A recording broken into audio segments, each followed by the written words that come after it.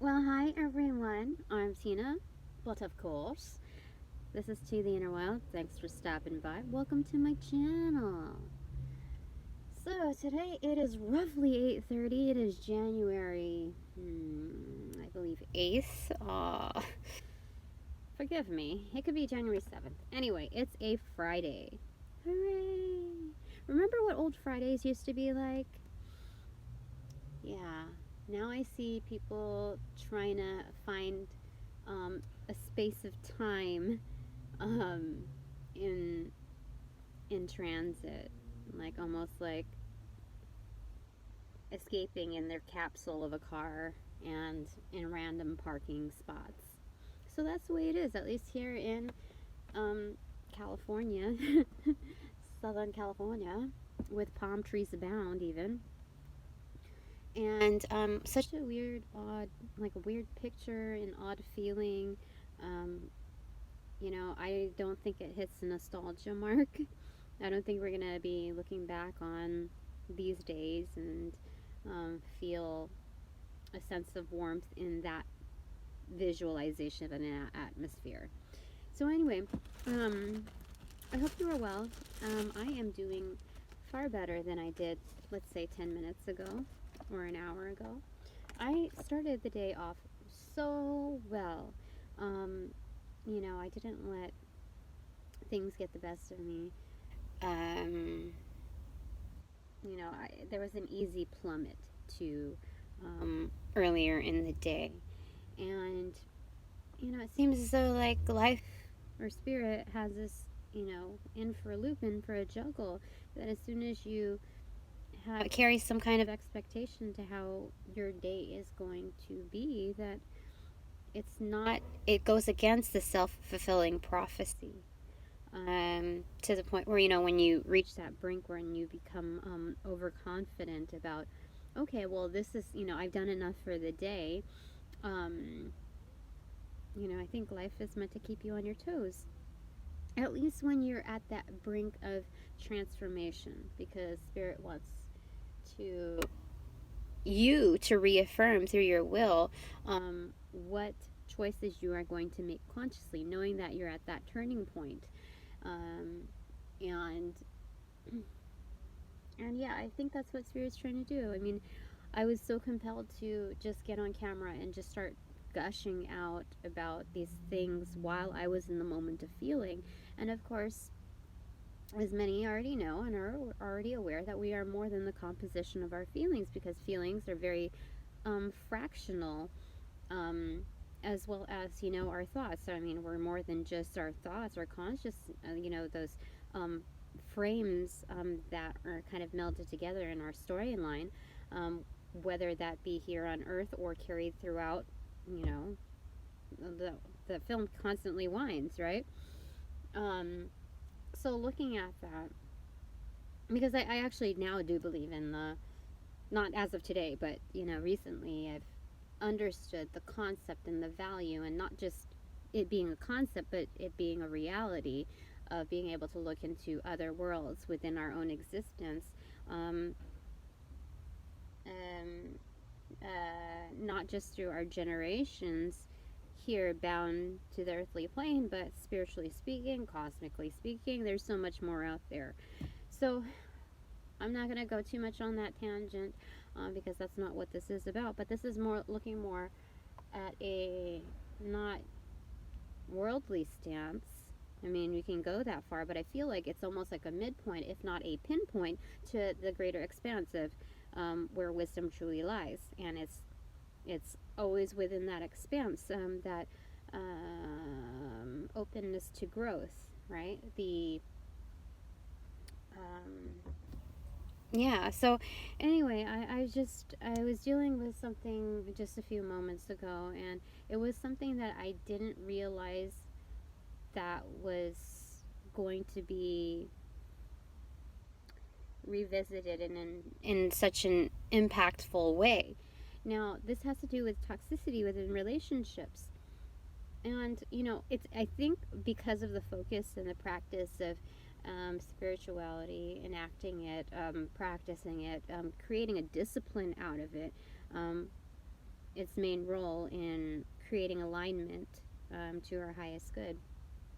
That I it became easy for me to see the toxicity within myself, much easier, because I'm dealing with one particular frame of mind, frame of context relative to others. Now, when I have to jump outside of myself and I realize that,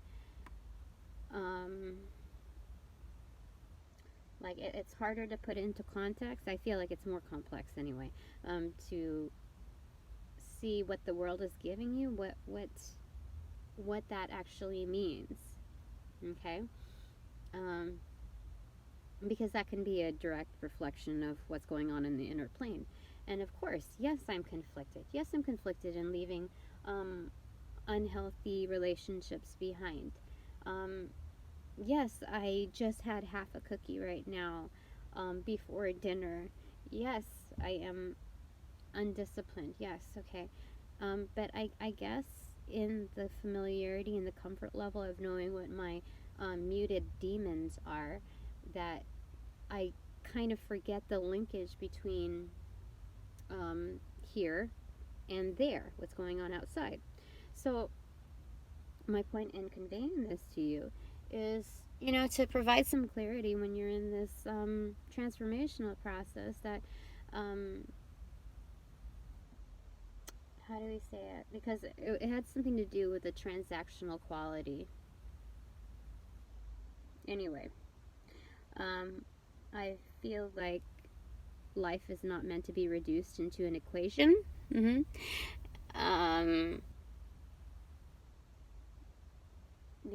There's so much more behind that. When you like lift the veil, right?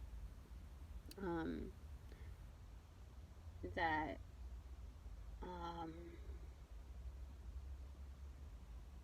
yeah, so I started, let's go ahead and get back focused here, because we're already 7 minutes in. I thought the better way to do it was just to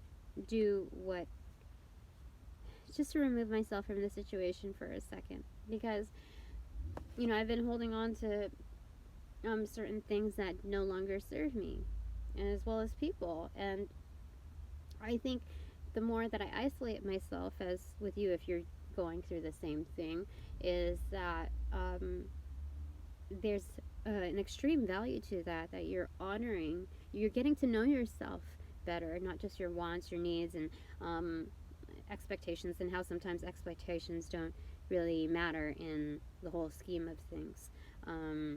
That it actually throws off things, like, as well as your manifestations, your intended manifestations. And so I feel like it's important to get to know yourself, like actually see yourself and become your best friend and become your own parent. I really feel like in doing that, the practice of it, that it's somehow going to click within your subconscious level, so that you can make the steps, enact upon the steps that are required in order for you to elevate. And in this conflict that I experienced, it was marketed as a dialogue, and then it became this like trap for me to, like, it was almost devil-like in quality, the way it was presented to me, as though, like, here's the easy way out, like better, like you might have an independent way of thought in how to carry things out. How do I say this? Okay. You might have another agenda, Tina, but I want you to know, like, it felt like it was a trap. And this is how things can roll. Okay, this is how I have things in mind. And then I realize, I'm like, I'm not going to stay committed. In fact, obligate myself, weigh myself down, and reduce my being and my potential down, just so that I can have a transactional, save face relationship, like an easygoing, complacent, like maintain the complacency within that dynamic that is familiar, and there's some benefits to it, like some kickbacks to it, but at the same time, it's like, your soul is going to die, Tina. It is going to not just rot like it has before. It's going to fester with pustules, and it's going to be really ugly for you, Tina, if you stay in this. And what I realized within that interaction was that, just to still have compassion for it, but realize within its own elements, like not to, chuck out logic, because I have emotions and compassion for the situation that I'm integrating in that, that somehow weakens it. No, and in fact helps you filter out, and maintain higher ground in order to address the situation properly, the dynamic, the relationship, the commitment. You are testifying to your truth or lack thereof. And so I realized in that instance that it was a matter of, goodness, it was, it magnified the abuse. So, X amount of months or years or whatever that has been gone by, 11:11 on the clock. Oh, I just noticed that. Okay. That this muted form of abuse where things were complacent, and I think I see this in a lot of relationships that actually care not to admit such things. But that's a separate truth in its own, right? Its own backstory, etc. So I'm just saying that I've observed it pre-COVID, for a good thread of relationships, and so with this, I'm seeing that this muted form of abuse can really pick at, almost like vulture-like, to your being. And it's something that when we dismiss that kind of energy,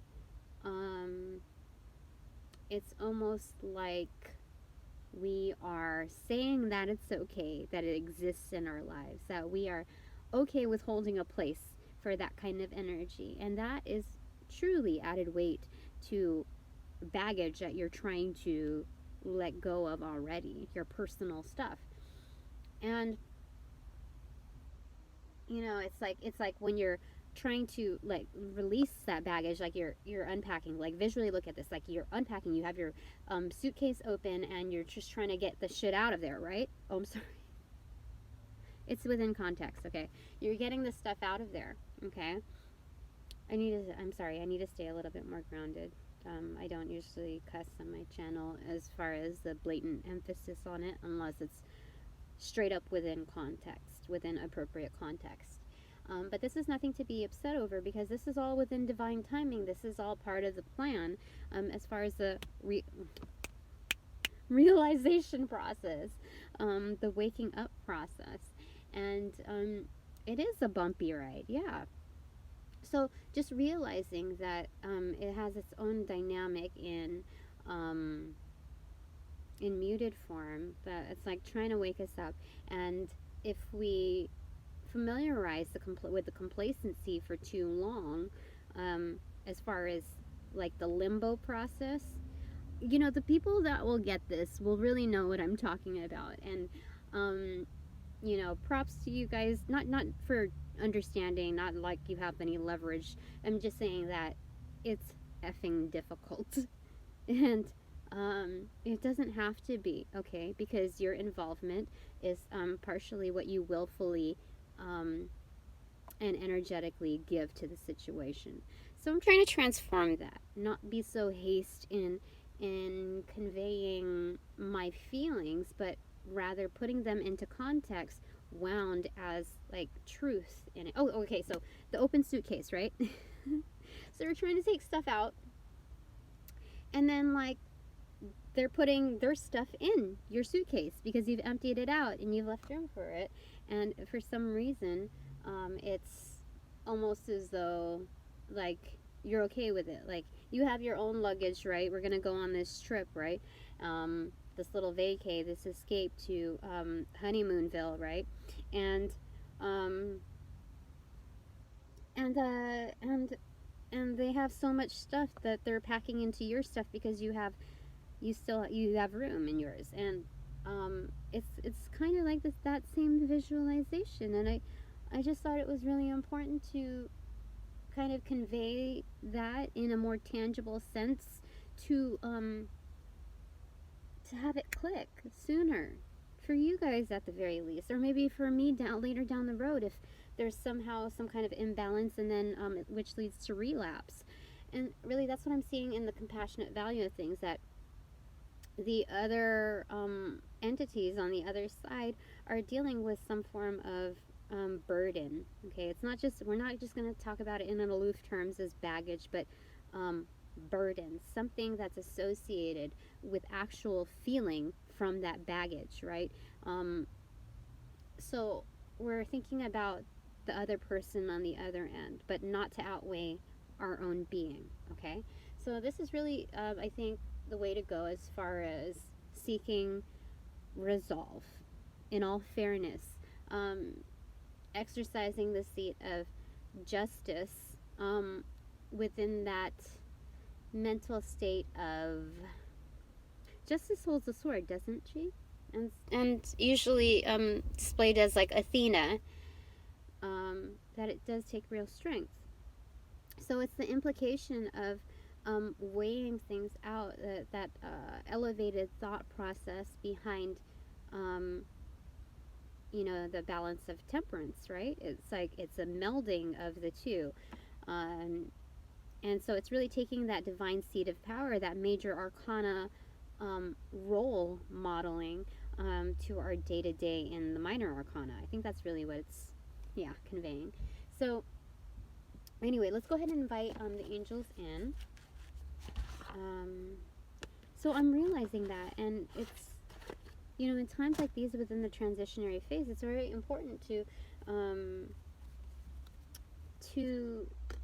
see beyond yourself in a way that when you're going through tough times, that there are greater forces beyond our vision, beyond our perspective, even more accurately speaking.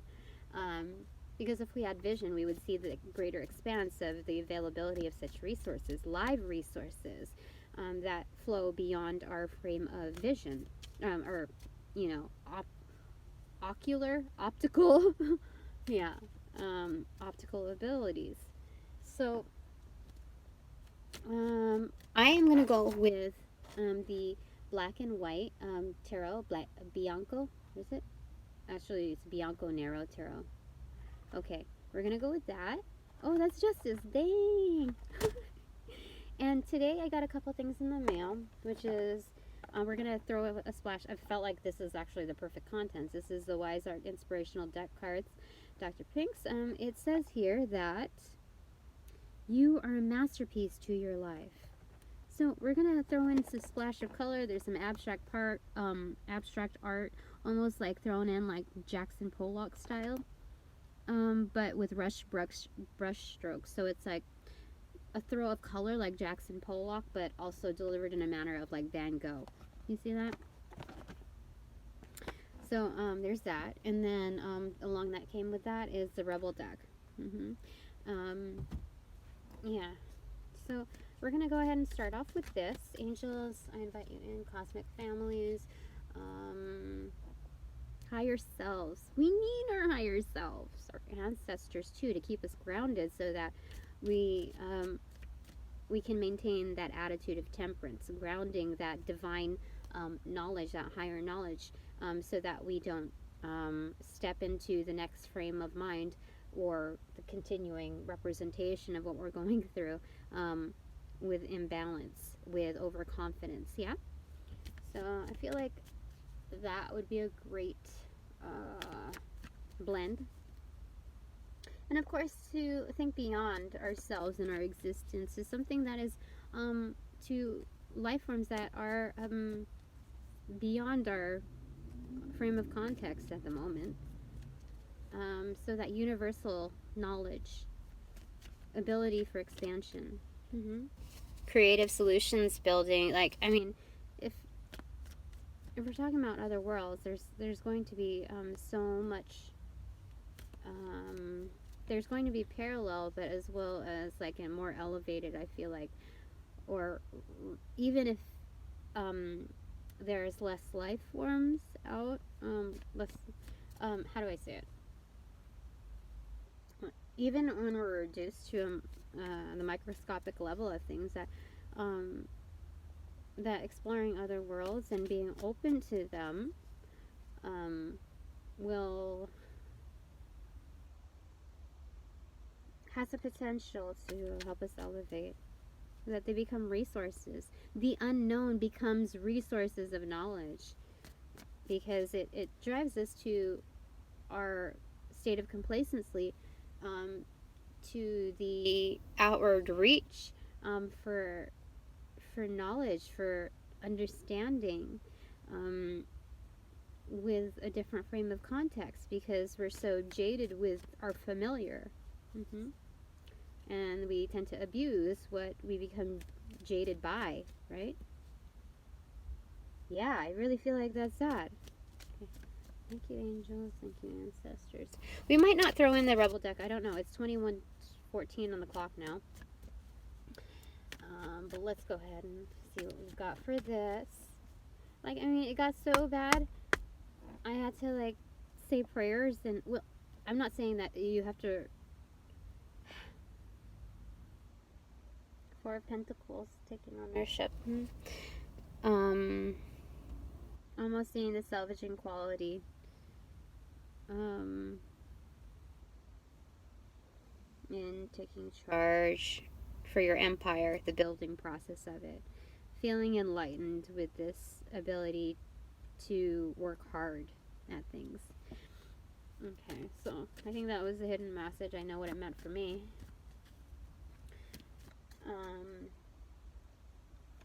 Alright. So, I hope everybody is well. This was just like, I did not plan for this to happen.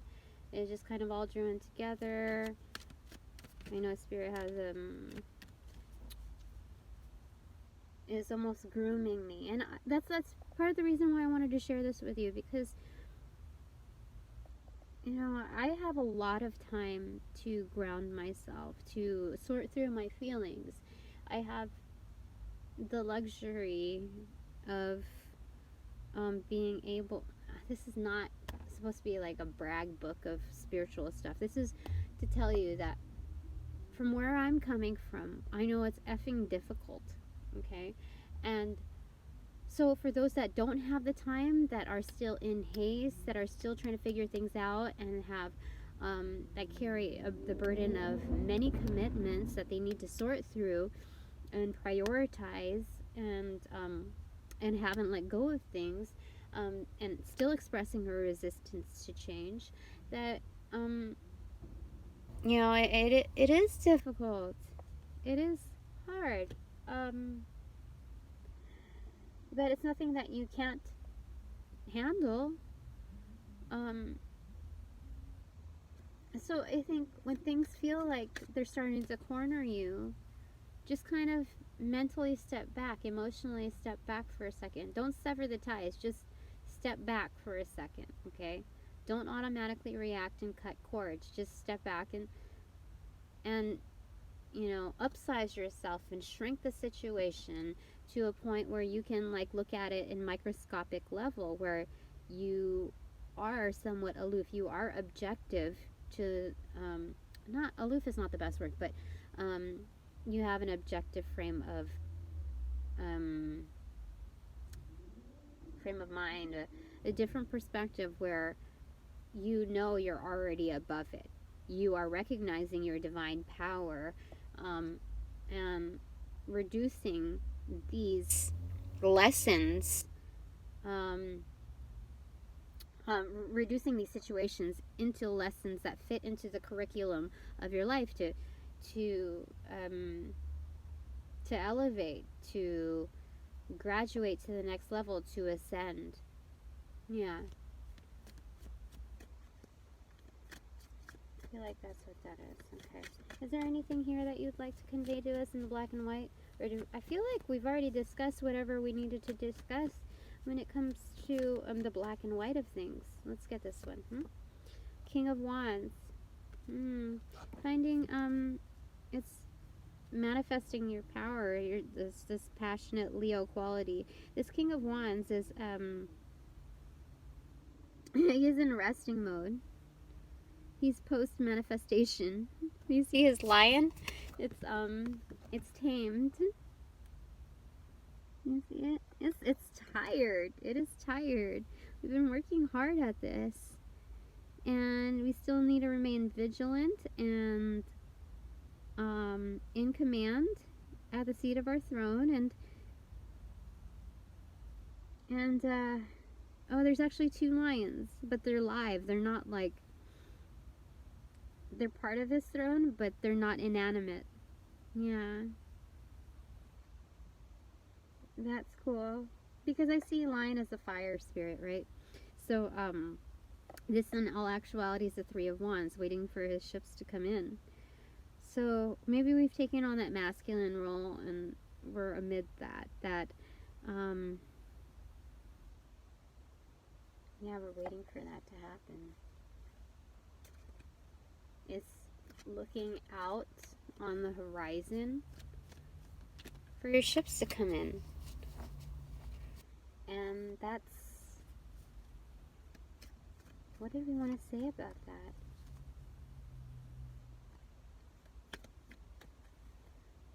Because kings are always going to be vigilant, yes? Even if they're turned upside down. Even if they're going through those moments, they still remain vigilant. And they stay within their seat of power. They don't forget that part. That's what that is. It's the independent frame of mind reinvigorating your, like it's, how do we say it? I don't know if it's reinvigorating. King of Wands. Is there anything else you want to say about this? Okay. This is 20, Judgment, and the bottom is the 7 of Wands. Yeah, conflict. So, I feel like decisions need to be made. Or, you know, this is like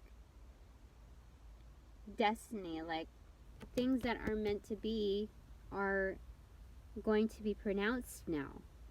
And there is going to be some conflict, right? But you have the higher ground. And you need to have that outward focus. This is a King of Wands, actually, within his, like, adolescent years. That he earned his position through the resistance. Was it? Yeah, through the resistance. And, yeah, taking a stand for what you believe in. This is like out of emerging out of the 8 of Cups. You see the hills behind him, or her, you know. It's leading on to greater perspectives and being confronted by this resistance as well. Or it could be like him coming back from, or her coming back from hermit mode and coming back from that 8 of Cups energy beyond the hills, back home, back to home, and you know, wanting to share that with the world and realizing that there's resistance. Yeah. So this is all, everything's like right on point where it should be, okay? So we are not meant to curse whatever's happening to us, but to see the greater picture in all of it. That there's something to be learned from it. There's an expression of growth. It's an element of rising. You see? Like the horn, how it's pronouncing, it's whatever's meant to be. And you're meant to rise, you're meant to resurrect. Yeah, that's what that is. 20. Judgment. Yeah, and some are looking down below to viewing all of the casualties, you see, that have not risen, that remained in darkness, that chose to remain in darkness. And this was after having to tread mountains, right? in the background? Yeah,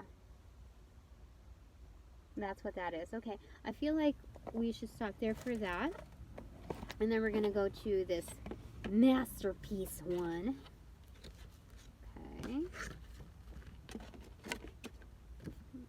Top card was get back in the game.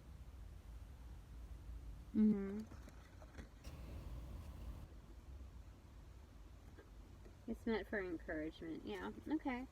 So, yeah, I think that's what does that want to tell us?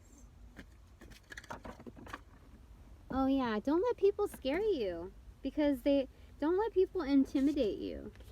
I'm partially talking to myself, mind you. Don't let people intimidate you or corner you. Just because you have the upper ground and you have odds stacked against you, it does not mean that okay, let's say this. Okay, the people that used to celebrate you in the Six of Wands atmosphere have now turned on you, and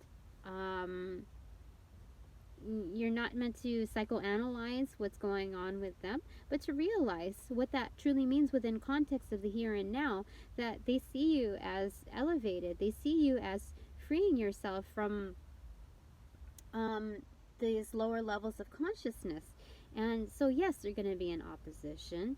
And it's nothing personal. It's about what you stand for, like the actual change, the resistance that they feel within that they're projecting out onto you.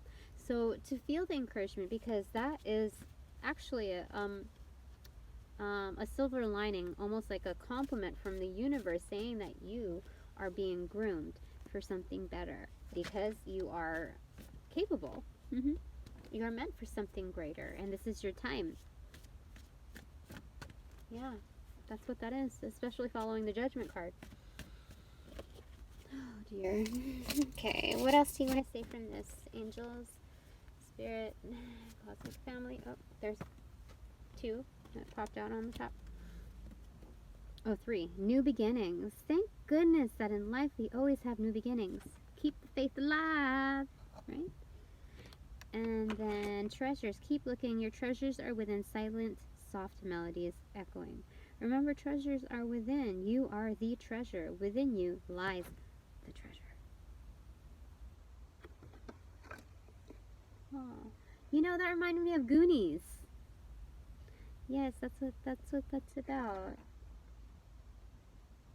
Yes. Okay. And that's important once you head on to new opportunities, new endeavors. Opportunities don't have to be presented on the external plane. You can create opportunities for yourself.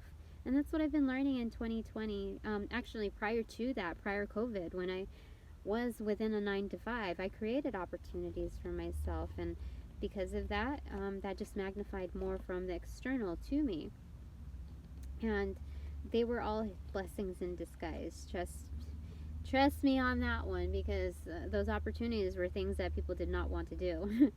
So, all right. Last one is gateway. How cool is that? Because it's like new beginnings, right?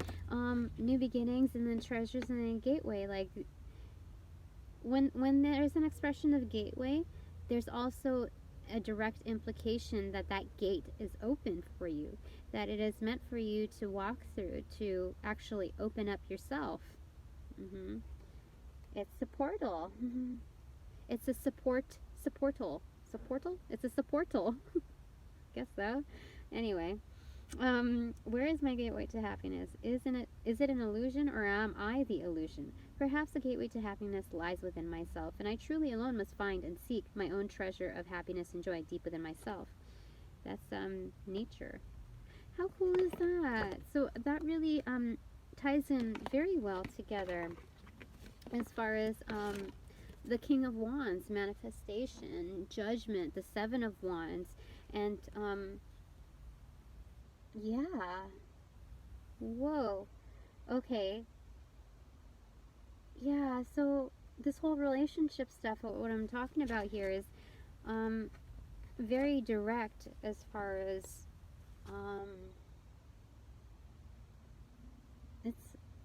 things are coming, and you hold the power to that transformational quality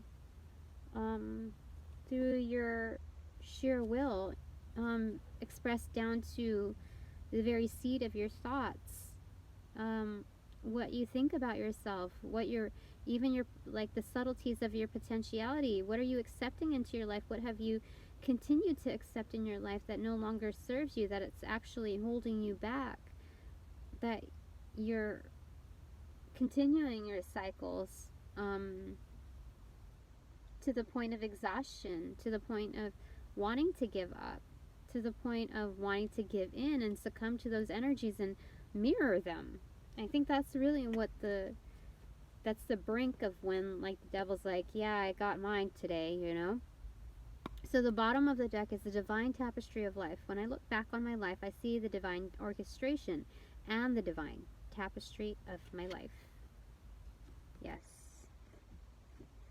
Very nice, very nice. Okay, so that was our energy for this time. I'm going to pick one more, also, or whatever comes out of this Rebel deck. I have never used it before, just like this other one. So let's see what happens. These are used decks, previously loved, previously. And we'll see what, you know, I was actually hesitant to get this because I'm like, oh, it's just a fad, it's on trend, you know, etc., etc. Just an excuse for people to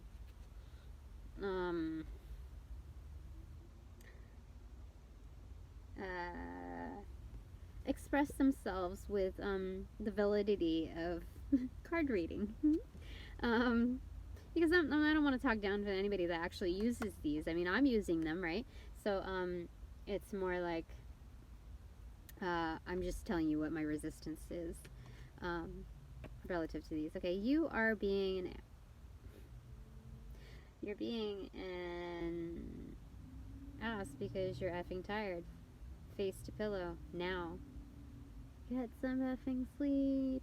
Yeah, you know. Also, I have this feeling also that it doesn't have to do just with the physicality of sleep, but knowing when you have to, like, pull back and let things rest, keep it at its resting point for now, like putting the brakes on something before it gets, like, hostile, especially when you're experiencing cycles, that